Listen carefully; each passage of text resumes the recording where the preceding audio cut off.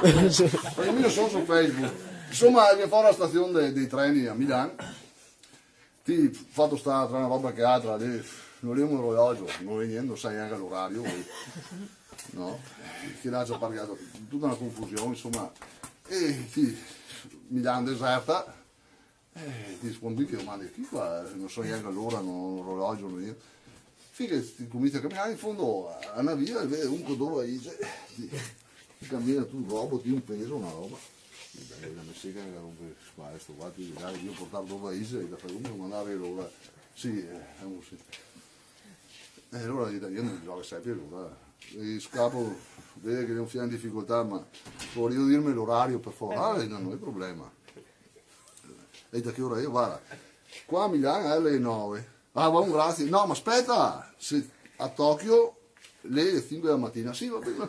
Ti pensa che in America è 8 della sera, sì, va bene. No, ma aspetta, dai, frega il bottone, sente la sigla del telegiornale, ti ricordi anche il telegiornale. Allora se ferma fa una forte maschera, ti grazie, suona sempre l'orologio, e già c'è un dove, guarda, ti gira al canton qua, è un negozio, guarda che Dio sarà.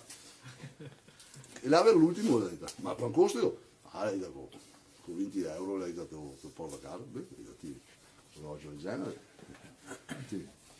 Perché l'ora del Tokyo, ti dici tu, dopo ti senti anche il giornale, ti dici, ma come parte, e trova proprio un orologio, vedi io tirador serande. Fermo, l'hai dato. Ha un orologio, quelli che, sì, l'hai dato, ma ne sta un. Ma un costo mi tocca fare 30 euro, perché l'orario deve essere. Allora lo provo e vedi, ormai passa mezz'ora, ora, 9:30, e avanti a Tokyo, a Milano, boh. E fa ben grazie, e fa aspetta, cosa io? Le batterie.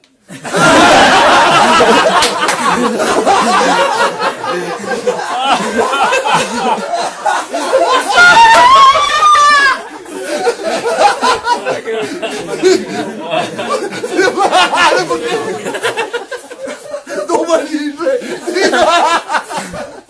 Aspetta, le batterie.